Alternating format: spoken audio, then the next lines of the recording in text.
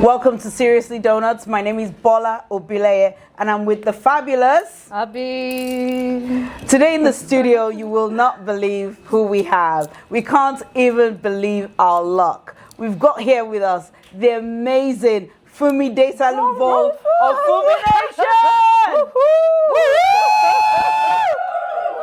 And for the first time in the history of Seriously Doughnuts, we've got a live audience. Thank you so much, guys, for being here. Thank you for encouraging us. A few months ago, we turned 1, and we looked back, and in just 1 year, we had managed to have over 5,000 followers. Well, it's not 1 million followers like you, but it's a big deal. Hey, it's a big deal because if you, baby steps, right? So we've got you in the house. We can't believe our luck. First of all, Miss Fumi Desalu-Vold, I want to say thank you so much for accepting to be here. It's such a huge thing for us. I know. And we're so grateful that you accepted.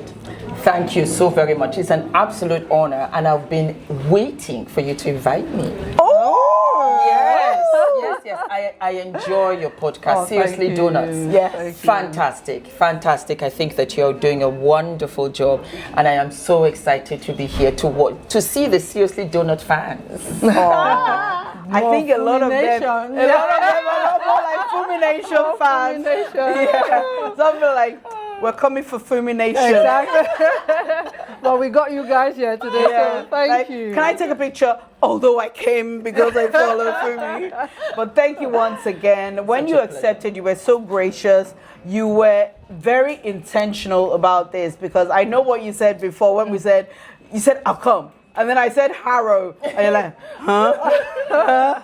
I thought you were talking Central, baby. Yes. It's only because I'm lazy. I like to stay around, But then I said to myself, Fumi, you know what? You gotta go. It doesn't matter.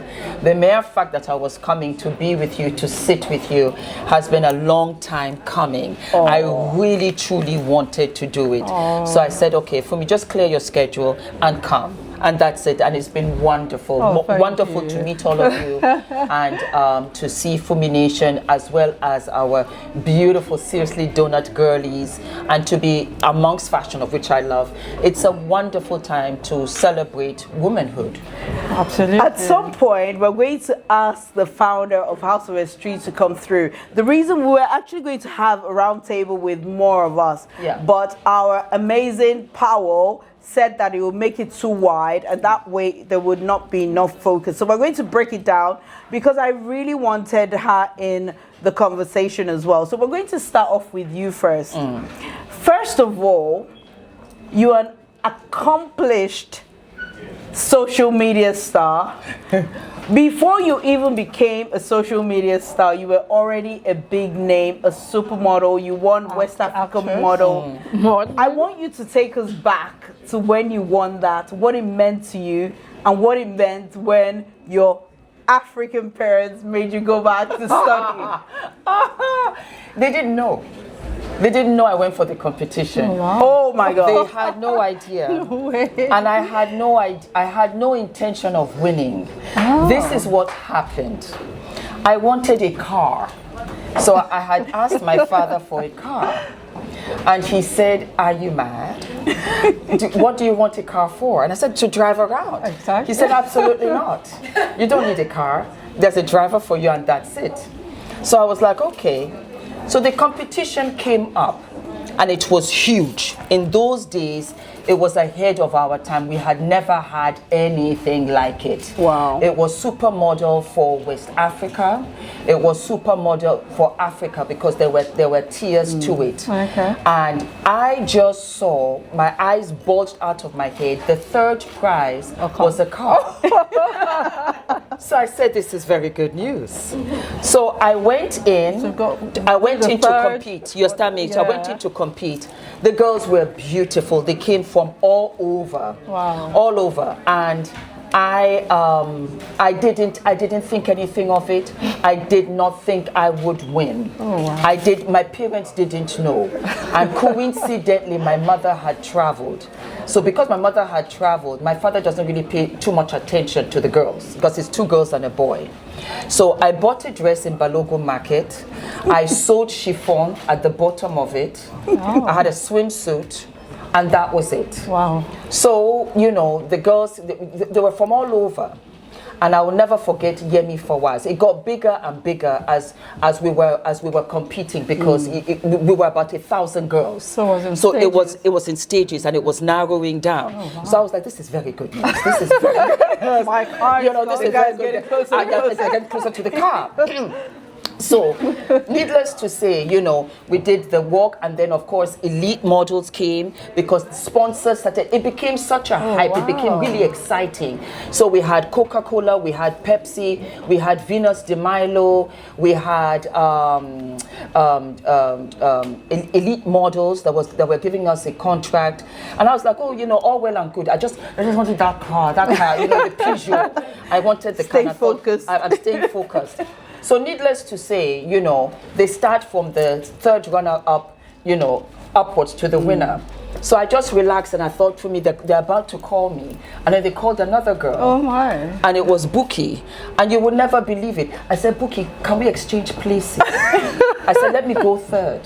You understand me? Then she said, but suppose I don't win anything. I said, oh yes, I suppose. I said, okay. I said, you go ahead. And I was so sad that I had already taken off my earrings, you know. And then they said the winner was Fumi. And if you see the pictures, I was like this. And they were like, this is a very miserable winner. She doesn't look excited at all, you know. And I really was, because I did not know how big it was going to be. And so, you know, further down, you know, they did offer me the car, you know, but I never got it because my father found out. And we went to church the following Sunday, and all of your uncles and aunties, they said, congratulations, Oga. Oga, congratulations. So my father was like, what's wrong with them? You know, what is wrong with them? And I didn't say anything. I was like, I knew I'm going to be in trouble. You know, and I was with all of the papers. And my father said, did you do this? I said, yes. He said, did you win? I said, unfortunately, yes, I did. You know, unfortunately, yes, unfortunately, I won. And you know, they were very happy for me, but he was like, you know, you have to have your education. You have to go to university, whatever. But I was the first. And it has followed me my entire life. Wow. It just followed. I never really modeled from that competition. Oh. It was when I came to London that I went to university, and I realized that that's destiny for all of us. I was a business administration student, and there was the head of the fashion department, Mr. French, and he said, I need you. And they used me to model. And Yuki Yamamoto was there for whatever reason, and that's how I just continued. I always modeled for pocket money. It was just something that they would say, you come, you this, you that, you know. And so it just followed me my whole life. My whole life. Stargirl power. I don't know. I just think that it's just something they just thought, you can do this. You understand me? And so I did. I acted. My passion was acting. It really wasn't modeling. I never put into model to say I wanted to be a model, but it was always there. And so I embraced it, and I was very grateful for it. And I began to meet younger models that I was really excited about. And I loved the fashion, and I loved the design. It gave me an opportunity to travel, and I really, really love it. Yes, I do. Oh, yeah. That's wonderful. So can you tell us a bit of about your journey from, you finished your business course? I studied, yes, I graduated. And did you do anything with that, or? No, I never did. Went to modeling? I continued modeling. I modeled throughout university. Once I graduated, I got into elite models in New York. Okay. So I left, and I continued modeling in New York.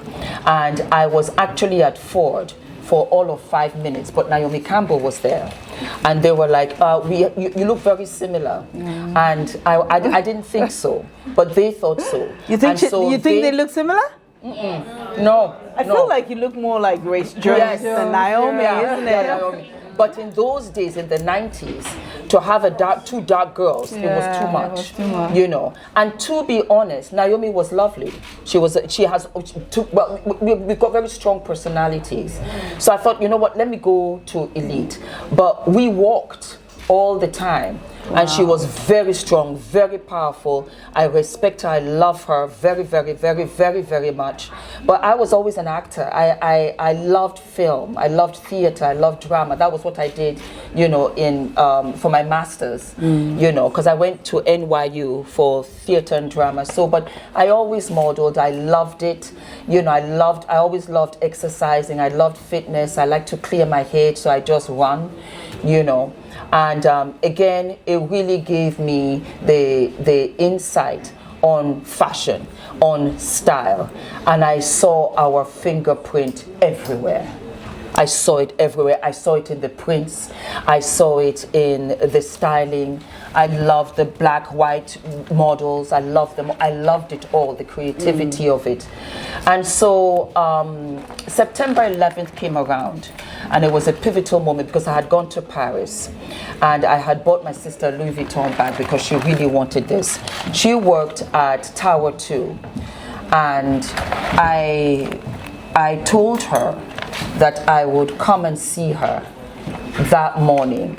And so I had called her and I said, don't go to work. Why don't we go and play? You understand me? Go for lunch and this and that or whatever. And she was like, oh no, she has to go. Let her take the half day off, you understand, and then go. And I thought, no, if you're going to take the day off, take the day off. You know, just take the day off. And the iron of it all was that my sister and I weren't really close. Well, not so much close. We had different lives. She was a real corporate girly, you know, very intelligent, quiet, nothing like moi. But when we got together, we got together. So September 10th, we talked for hours. Wow. Just for no reason. We just talked and laughed and kikied. And then she said, you know what, tomorrow I won't go. Oh. Tomorrow I won't go. We will go and we'll have fun. And so that morning, of course, with September 11th, it was a very eerie feeling because it could have gone differently. And it was at that time I said, what is this life? What is this life if we don't live and we don't go ahead and really fulfill our dreams? And that was when I made the decision to go to California. Wow. I said, don't wait for it, just go. You know, and so I went to California and I did a lot of extra work. I worked at Tommy Hilfiger. They fired me. Wow. Yeah, because they told me lunch was from 1 to 3. Okay. So I thought they meant 1, 2, 3. African timing. So I stayed for 2 hours. They're like, don't come back. No. Thank you, but done. Thank you, but no. I said, well, you know, it is what it is. So, you know, I continued and I got into film, which I really loved and everything. And again, you know, reading scripts, writing scripts. I was at home. I just felt so alive, you know, on stage. And it was the crew, you know, you had the crew in front of you. You had A camera, B camera, C camera. You had the dolly and you had the set, the hot set. And you saw how films were made, feature films were made. And you would just be sitting and you see Robert De Niro walk past you. And I would be like, oh my God, where am I? And then before you see it, you see Jennifer Lopez because you are doing so much extra work and you are learning. And it's incredible. When you're in the studio and you see all these people, you have to act like yes. You're like... Yeah, no, exactly. Do you see what I'm saying? You know, and you would see, I've forgotten his name. He flirted with all the girls. And he would come. You have to remember. He would come and he'll be like, what's your name? He said, beautiful legs. Oh. Then he would go over somewhere else and we'll be like, we need you on set. And it was wonderful because the talent that they had was phenomenal. He would be stone cold drunk, but he knew his lines. Wow. And you would see him switch on and switch off. And it was the professionalism of them. Their persona was bigger than themselves. And that I did not know was all the learning platform that I use for my YouTube channel. I knew where to focus on the lights. I knew the Apple dock. I knew that, you know what, step and repeat. You could master the lines. And the lines were not were not verbatim. The lines were there for you to get into character. Once you got into character, you went free will. And sometimes that was exactly what the producer director wanted. Yeah. So I lived my life, loved my life, and I turned 39, and I said to myself, again, what is this life? I'm married, children, oh my God, you know. And I went into my home and I just cleared out everything, and I said to myself, Fumi, you just might not get married. You just might not have children. Your life has to count for everything. Everything must not pass you. You continue living your life to the fullest. Be smiling, be happy, be this, be that. And I met my husband at a party, so to speak, and he was at the door and he asked me, do you want to drink? And I was like, oh no, I don't drink. I barely looked at him because I wanted to get into the party, you know. And needless to say, you know, he came.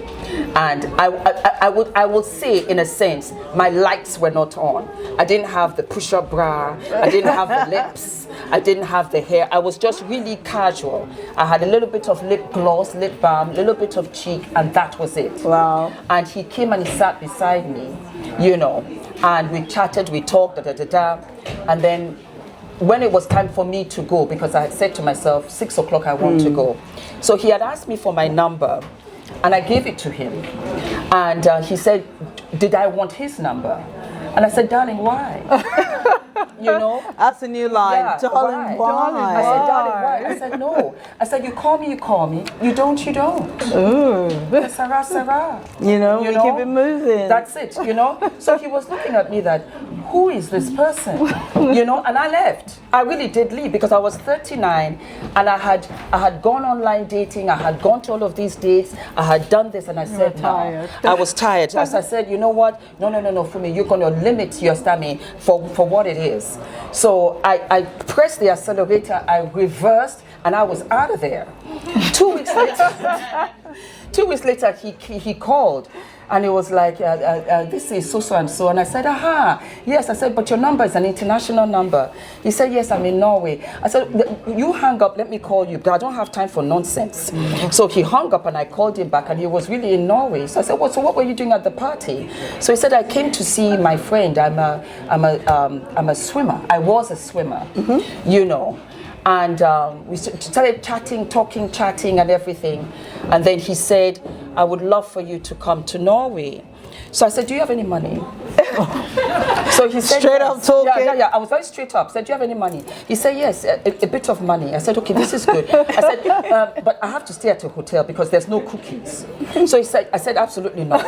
No cookies at all. Like so he said, okay. And I said, you have to call my dad, and he's African. So every word you say has to be with a sir attached to it, if you're serious. I know, right? And he called.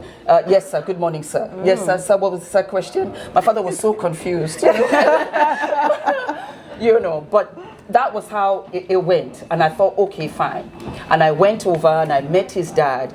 And his dad was looking at me like, Ula, you brought this black girl, this black African girl out here in this Norwegian forest. You understand?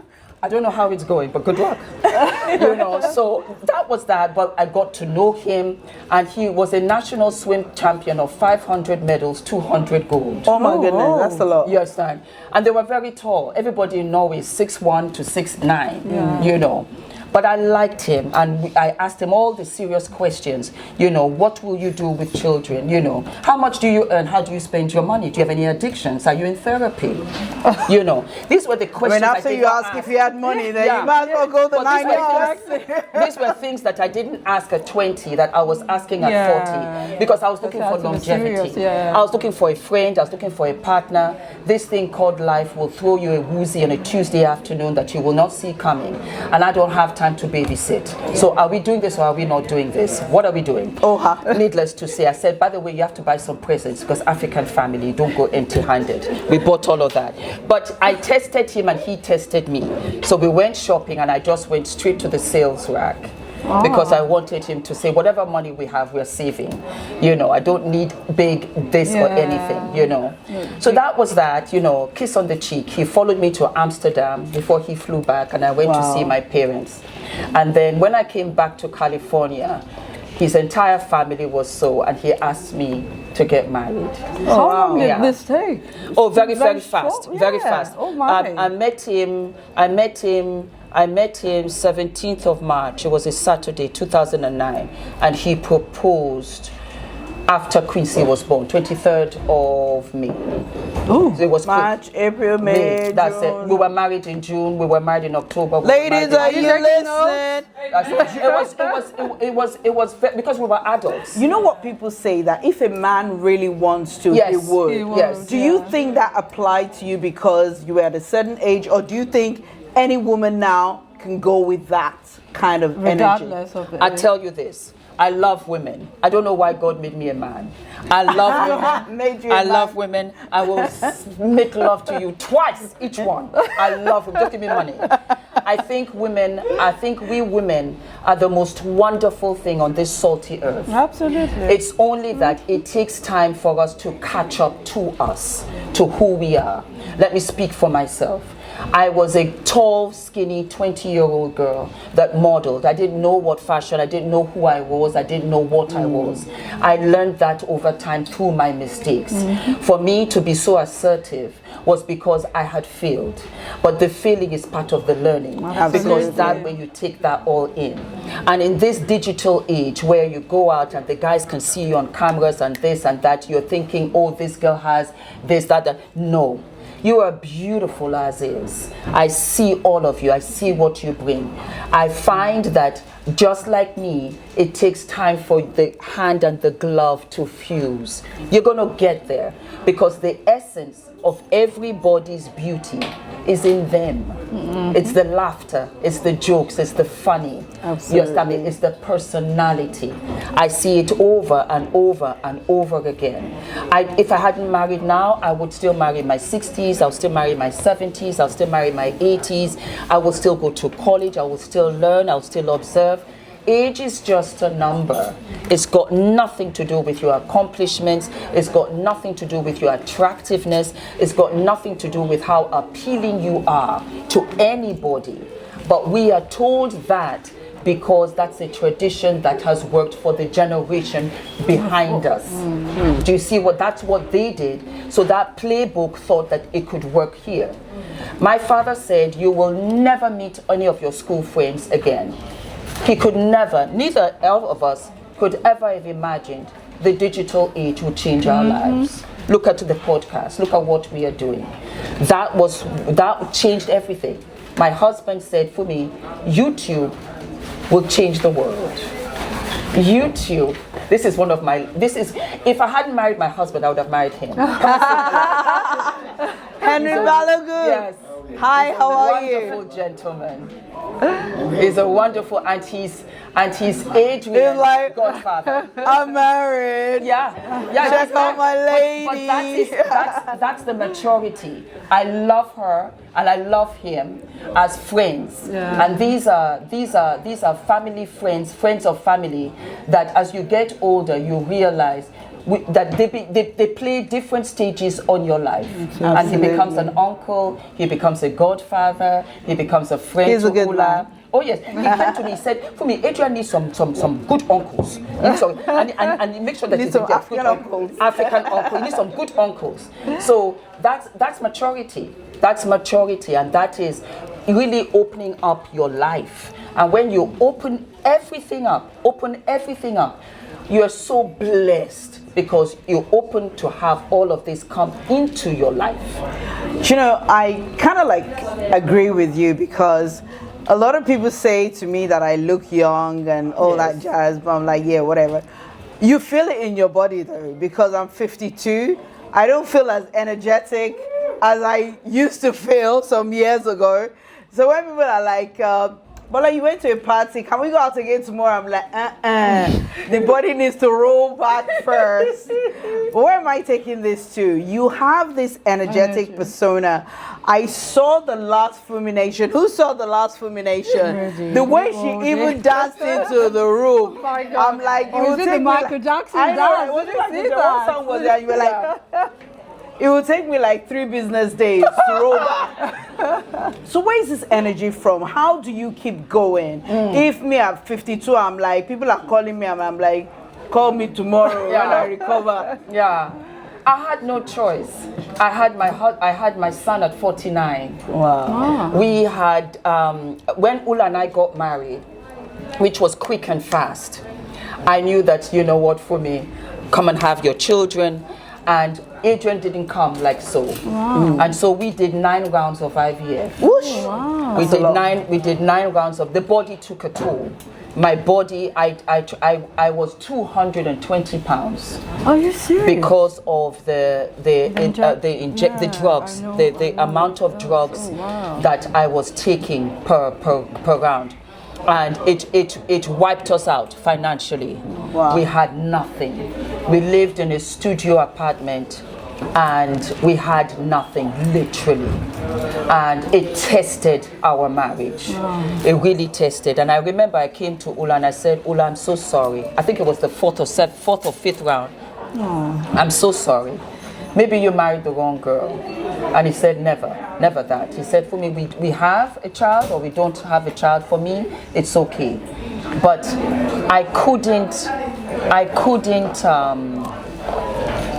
not try. I couldn't not try. And so it became a thing where we were just going on. And at that time, Ula came to me because he had gone to Norway. He had gone to Denmark. So Ula is your husband? Ula's my husband. Yeah. He does information and technology. Okay. He's very intelligent, very, very intelligent, very quiet. He's the opposite of me. And he went to Denmark and he came back and he said, Fumi, YouTube is going to be the new TV. He said, I promise you, because I was working at House of Freezer and I was the manager for Yves Saint Laurent. So the girls I love how you said that. Say it again. Yves Saint Laurent. The next time I wear my white soul shoes, I'm going to say, Yves Saint Laurent. let's do it. And so the girls would come in and I would do their makeup. They were from Gambia, they were from Nigeria, they were from Côte d'Ivoire, they were from so many different countries, different textures, different complexions, and they had issues with their boyfriends or this or work. And so it became a thing where they would say, oh, can I come back later and talk to you? And I said, okay, come back at 6 o'clock because the foot traffic was flat and we'll sit and we'll chat. Oh, wow. And I saw it was therapy for me because it was an escape for me from thinking about the cycle, because it was 2 weeks on, 2 weeks off. Wow. 2 weeks my cycle and 2 weeks, it was just, so I just, it was a lot. Yeah. So I just poured into them. I didn't know my husband was observing because he would come and wait and we would walk home together. And the crowd was becoming bigger and bigger. And when I would come to work, they would say, Fumi, we had 4 women looking for you yesterday. They refused to buy anything from everybody else. They said they would buy it from you. So I said, okay, you know what? Let's have 6, 7 of them after work. And it become a little master class and I would, pump them up and everything. Because I believed in women empowerment. Yeah. I believed. And so when the 8th or 9th IVF came, I said, Fumi, you're looking at this wrong. These are your children. Maybe you're not to have children. You're to raise children. Because giving birth for me, I'm very flexible. It's how you raise a child. You understand? And so I saw all of these girls that didn't have mothers or were not close to their mothers, or their mothers were not around or whatever. But these were just really wonderful girls. And when I say girls, I'm talking about the 15-year-old in every single one of us. When you were 15, everybody was alive. When you were 15, you were untouched. When you were 15, you didn't have many issues. It's the 15-year-old girl that got lost. That is her that I would go back to and say, what did you want to be when you were 15? Who did you want to become? You can still become her. You are worthy. And my husband sat and said, you're talking to 10, but you could talk to 10,000. But because I came from California, I said, I'm above you. I'm an actor. I'm too big for this. I'm too big for this. It's a ridiculous request. And who am I talking to? He said, Fumi, you can do this. I am telling you, this is where it's going to come. This is where you're going to move on. You're going to fly. You're going to this. It's going to come from here. It's going to, I will help you. Because I didn't want to leave my job. And because he was paying for everything, I had no money because we were doing IVF. So it was a thing where I could see him spending this money. And that money, that 2,000 money, that 2,000 pounds a month was the money for me that I didn't have to ask him for. Wow. You understand me? Because it made me feel my full 5'9". Amazing. Do you understand what I'm saying? So I didn't want to get rid of the job. And he said, Fumi, I'll help you. So I said, okay, fine. I'll work Monday, Friday, and then I will do YouTube on the weekends. And what year was this? This was 2014. Okay. Wow. It was 2014 because we're doing the IVF and then I was working on YouTube and I was going to House of Freezer and I preferred House of Freezer than the YouTube. I didn't believe in it. I didn't think, but I did it. I would do the classes. I would talk about, you know, self-love. I found that because I took everything from me. I didn't have love for myself. I stammered. I couldn't speak. And I was always in a fight in school because I couldn't get my words out. So I would beat the hell out of you. You know? But the fighting would not get me anywhere. And I said, Fumi, you have to be able to find a way to do, you know, find a center for yourself. And I didn't believe in myself because I wasn't good in school. So where people were, you know, doing their masters and they were doing medicine and they were doing sciences, I struggled to pass. And I thought, so this was like, these were just my limits. But when I met my husband, and I say this again, reiterate, I married a friend. And so he said, you can be and do anything. But I didn't know I could because nobody had told me where I really believed. I just thought I'll be a helper, I'll be a helper. And so I saw myself in all of these girls. And I was like, baby girl, you absolutely can. You're better than me. Our time, we didn't even have this. Do you see what I'm saying? So it grew very fast. 10,000 in about weeks. Oh, wow. In weeks, it was just moving on, moving on. And they were asking me, I was working every day to, you know, just to keep my mind going. And then we did a positive test, but the test didn't come up. And I threw it away. And my husband took it, and then you could see coming in positive. Oh my God. And I said, oh my God, I was 48 years old at the time. And I thought, oh my God, I'm Sarah in the Bible. You know, I'm Sarah in the Bible. Is that deep? You know, so I kept on going, and I was just praying. I was praying. I said, God, you know, because I had miscarried 4 times already. Wow. By the time we got to 5 months, my son kicked me. You know, I could see his foot. So I went to church and I said, God, hi, baby. You know, it's me. I have 1 or 2 things I want to, but I'm sure you know. I said, listen, it looks like I'm pregnant and this is good news. I want you to let me go all the way. And if you do this, I will never ask for anything again. I said, please. Oh my God. And I walked out the door. But then I turned back because I felt it was such a big ask. It was such a heavy ask. That's a heavy ask. So I turned back and I said, listen, use me. Let them know I am the I am. Let it be so miraculous that they will know that it's God. I will work for you. I will work with you.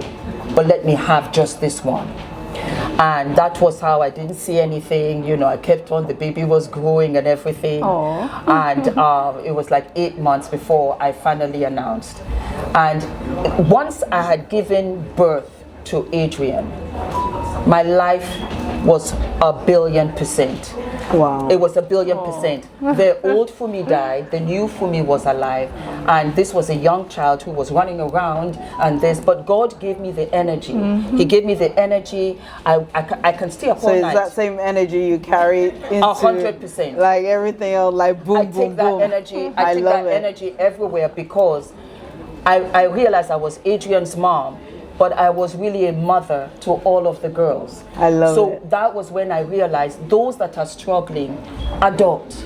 Those that are struggling, then there are so many ways to be a mom. You can foster as well. You can do surrogacy. I love that. That was the definition, and that gave me the energy. I think the bit I connected most with is where you said you tried for a baby. So when I got married, for the first 2 years, I was like, I don't want a baby. I just want to enjoy my husband. Yeah. And then year 3, I was like, okay, I'm ready. Month 1, month 2, second year, third year, fourth year. By the time you get to like 50, I'm like, every time you see a baby, you're like, hi baby, on the train, and you break down and cry. Well, I used to do that. So I went into this kind of deal with God. I was like, I have an idea, Lord. How about if you give me a baby, this boy will serve it. I'm telling you, don't go and say all these things because there will be payday and you have to show up. Yeah. And I said that, God, I will make sure that this boy is brought up in your way and you can use him. But you know what, as my son grew older, my son is the one that you hear just playing. You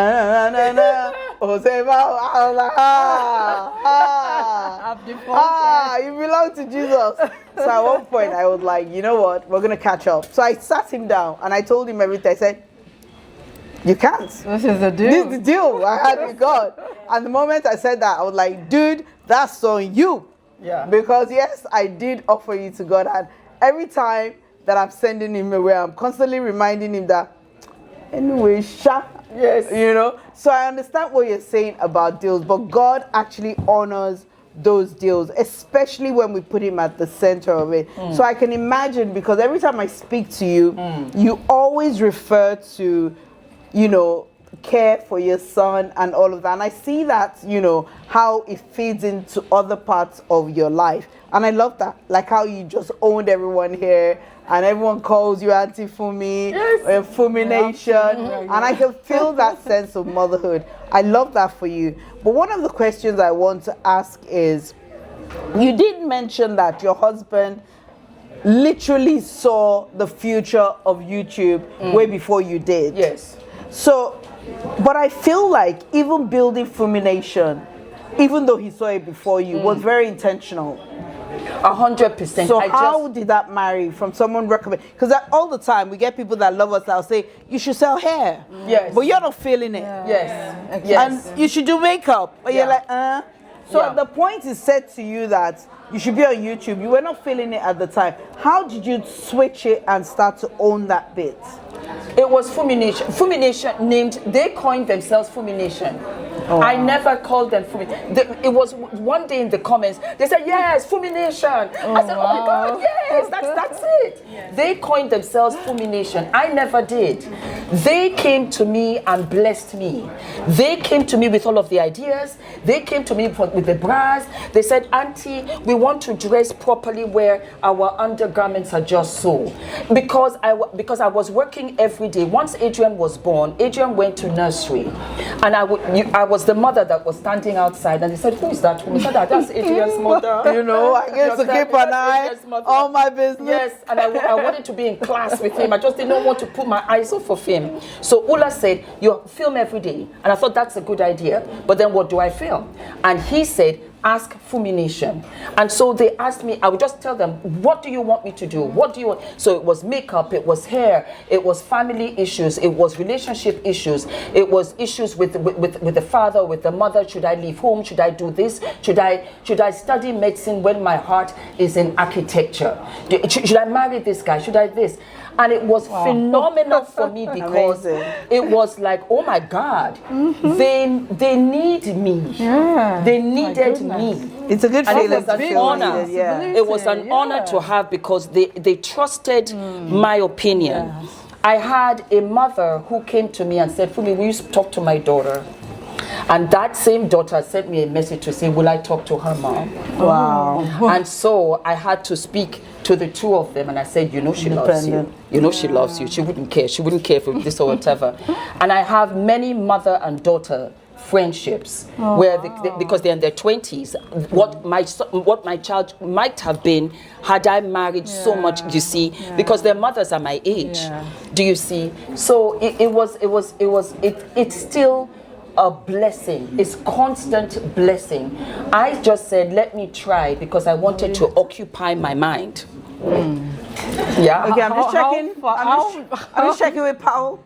We've done 40 minutes. Okay. So I'm going to take a few questions and I'll be quick from our studio audience. Anyone got any questions? Okay, I'll let you think for a minute while I ask you a quick fire. Answer. Okay, quick answer. Okay. So I've got a quick fire question, and so this one you can answer in 2 seconds. Okay. Something you can no longer tolerate. Oh my God, wasting my time. Zero tolerance. I can give you everything, but my time? Oh no, I'm over 50. Honestly, I completely get that. I get it because, like I always say, when I literally moved to the UK, I was 19 then. Yes. This is like 30 years ago. And 30 years ago, in fact 32 years ago, it feels like literally 2 weeks ago. Yes, like yesterday. So I remember what I wore. I remember walking down the street feeling like I was going to get lost, and then I did, because everywhere looked like it looked the same. And my brain still can't believe that 32 years feels like 2 weeks ago. So I get that urgency where you're like boom, boom, boom. Boom, boom. So, Abby, you were going to ask something. Just quick fire now. Yes, let's make it fun. Quick. We've been serious. Yes. Luxury holiday or staycation? Staycation. I'm a mom now. Where will you stay? Me, I'll stay in any hotel with a pool. Cook or order in? I love to cook. Really? I love to cook. Adrian cooks with me. One trend you want to disappear? Please say Basque. BBL. Oh yeah. BBL. It's gotta go. It's gotta go. You know this. That's it. Corset. The corset. I don't mind the corset. Done. It's the BBL. That is just a bit too much. Too ridiculous. I think because it's dangerous. Yeah. It's dangerous. It's dangerous. There's a vein that I did not know. There's a vein in our butts, all of us. Bum bum? In our bum bum, and I'm dead serious. If you prick that, you'll die. Oh it's the biggest vein in the body. Oh, wow. And that is the body that's the vein they prick when they drain you. When they do some of the when they begin to dress the body, when you're dead. All of the blood lies flat. They prick that vein and they drain it out. They cannot see it. The doctors just prick it. You understand me? Hoping that they don't touch it. If they do, you will die. Okay. Right. Something about you that people assume but is wrong? I party. I drink alcohol. I don't. Never have. Headaches. Okay. I don't drink. So guys, any questions? Are you ready? Yeah. Okay. Can you tell us your name and then... Okay. Yeah. So my name is Jokel Biladi. Okay. So I want to know, do you feel like all the various experiences you've had work-wise has helped you up until this point now? Every single one. Every single job. Every single experience, all the way right from school. Take every single job, take every single opportunity, even if it is not something that you planned. There's a lesson in there for you to learn, acquire, and that skill set, you're going to use it further down. Because the thing is that your destination is further down. It's further down. You have the journey, and if somebody tells you that this is your destination, which you will reach ultimately, you'll take it. As soon as they show you the journey, you're like, oh no, I don't want to do it. I suppose life would be boring if you knew all the bits in the middle. Because our Father, God hides that piece from you, because that's the test. So you are qualified, you are educated. That won't get you there. You need the tenacity, you need the will, you need the fire engine, you need the desire above mind over matter, where you have nothing left. And you're just going on empty. That's what will take you there. Don't worry about it. It will make sense further down. Absolutely, I agree with that. You had a question? Hi, my name is Petrona, and I've become a very quick fan of you. I love your YouTube initiative, and it's such an amazing channel. And from you talking, you know that it's been around for actually a very long time. Where do you see it going forward in the next 5 to 10 years' time? Oh, it will get bigger. It will get bigger because it will grow. It will grow. It has to get bigger because of the and I will give it to somebody else to continue to manage. It's not mine. I am just the custodian of managing, but it's not mine. It is ours. It is a true marriage. Without the followers, without the supporters, you would never have you appointed me, hence the growth. The power was in you. So that will continue to grow because of who you are, not because of me. I will hand it over because my job would have been done. And that was an assignment that I did not set up, but was appointed to me. So I send it off. So all the gifts, all the opportunities, all what my platform can do for you is always yours. You built it with me. Amazing, I love that. Okay, so I've got one question, and one of the nicest things I think people have ever said to me, because I play around on social media as well. But one of the nicest things I think people have said to me all the time is that I look exactly the same as I do online as I do offline. Yeah. I think that's the biggest compliment. Yeah. Because sometimes I meet people and they have this look and I hear the voice and I'm like, I've heard that voice before, but they look completely different. Yes. And I'm like, who are you? And they then say, and I'm like, really? Take two? What is the weirdest thing someone has said to you in your DM or in real life that has to do with your social media persona, appearance, and all of that, that's really got you laughing or angry or happy? The very first Fumi that I made, I forgot. I don't know. She goes, Fumi. I said, who are you? Yes, I was so thrown off. She just kept Fumi. So I was like, Villagers, stop. I said, stop. I was at Stratford Mall. I will never ever forget.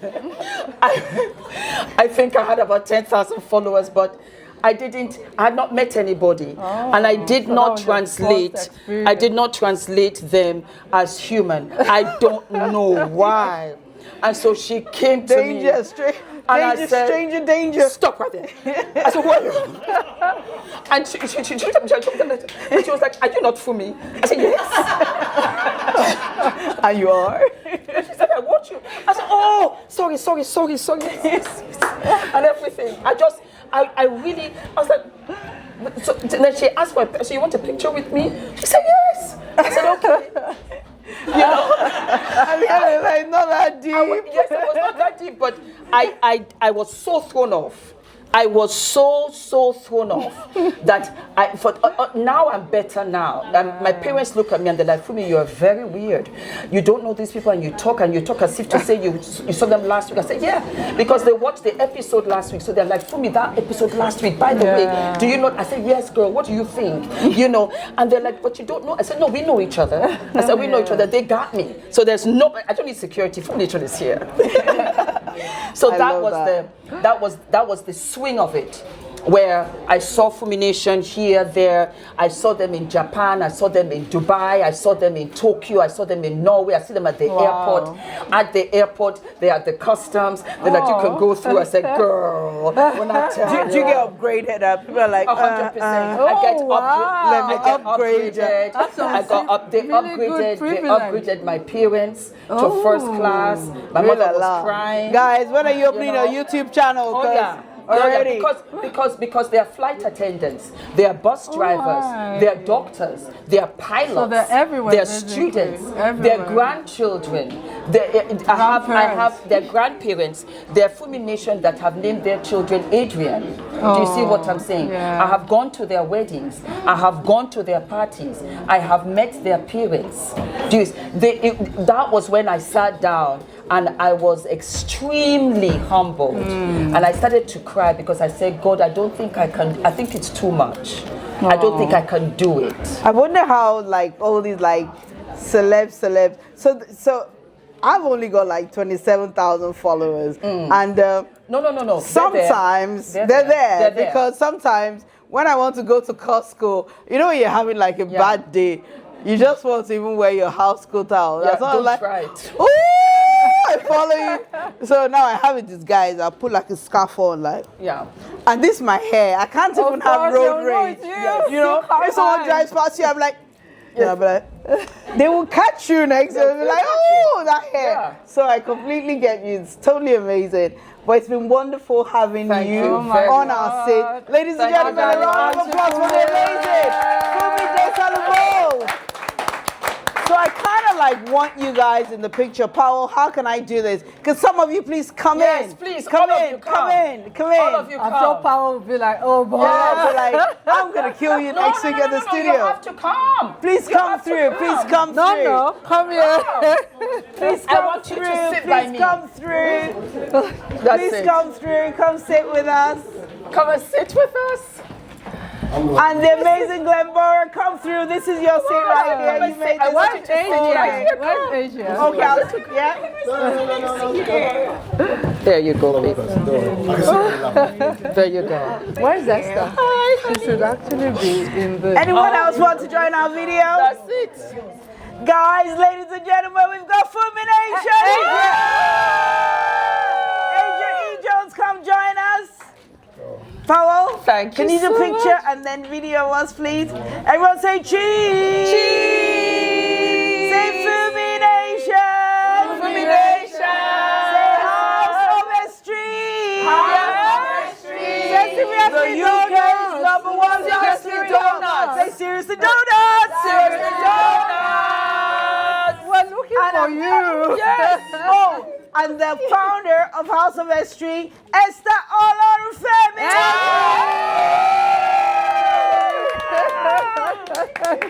Thank you. Awesome. Phenomenal. Oh my So God, guys, if you look Fumi. around, you find some donuts, and those donuts have been sponsored by Aderike Eyewear, who's right here. She's got an eyewear brand. So enjoy the donuts. we've got- Oh my goodness, please come through, please come through. Bus line. Yes. Bus line, come through. Ladies and gentlemen, a round of applause for Bus Line. So she's a celeb in Nigeria and worldwide, guys. Oh, So thank you. who knows of Ojude Oba? You know the horse riders, the family of horse riders? We've got a horse rider in there! And if some of you know, Asia. Esther actually rode alongside her family. Oh, that's fantastic. So ladies and gentlemen, the Ojude Oba stars! And we've got the radio host, she will just talk to Asia me. E. Jones! DJ out of the box, come through, come through. We've got a full house today. Yes. Oh my goodness. It takes a village. Powell, have you got all of us? Yes. Powell has retired. Yes. Well, we've got all That's the it. other guys taking Okay, so we're going to do a last one, and we're going to say, House of a Street! House of a Street.